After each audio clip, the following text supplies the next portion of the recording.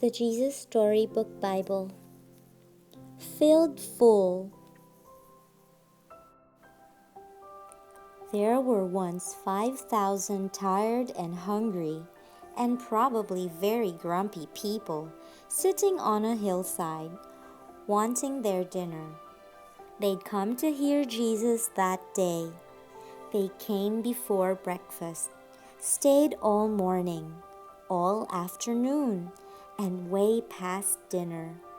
No one had meant to be out there that long, but that's how it was, listening to Jesus, as if time didn't exist. People would listen to Jesus for hours, and on this particular day, that's just what they did. But they hadn't brought enough food, and they couldn't just go and buy themselves a burger and fries to go, because of course they were in the middle of nowhere, with no shops or restaurants. Besides, that kind of food wasn't invented yet. What would they do? Jesus' friends had an idea. Let's send everyone home for dinner.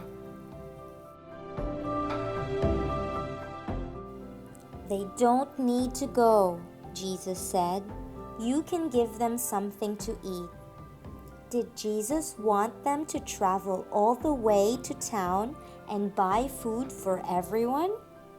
Jesus' friends panicked. But we don't have enough money. What food do you have? Jesus asked. Go and see. Now there was a little boy in the crowd. He had brought a lunch that his mother had made for him that morning. He looked at his 5 loaves and 2 fish. It wasn't much, not nearly enough for 5,000, but it was all he had. I have some, he said. Jesus' friends laughed when they saw this little lunch. That's not nearly enough, they said. But they were wrong. Jesus knew it didn't matter how much the little boy had. God would make it enough, more than enough. Jesus said, Bring me what you have. And so the little boy gave Jesus his lunch. Jesus winked at the little boy and whispered in his ear, Watch. How in the world will Jesus feed everyone with just that? Jesus' friend said, because they thought it was impossible. But Jesus knew the one who made all the fish in the ocean. And Jesus knew the one who in the very beginning had made everything out of nothing at all. How hard would something like this be for someone like that? Jesus took the little boy's lunch, looked up to heaven, and thanked his Father. Then Jesus gave the little lunch back to his friends. As Jesus' friends started to hand out the food, do you know what? It was the strangest thing.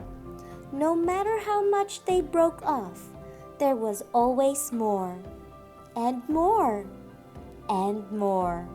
Enough for 5,000. Everyone ate as much as they wanted. Second helpings, third helpings, even fourths, until they were full. And still, there were leftovers. Well, Jesus did many miracles like this, things people thought couldn't happen, that weren't natural.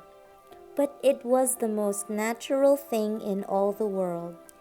It's what God had been doing from the beginning, of course. Taking the nothing and making it everything. Taking the emptiness and filling it up. Taking the darkness and making it light. The end.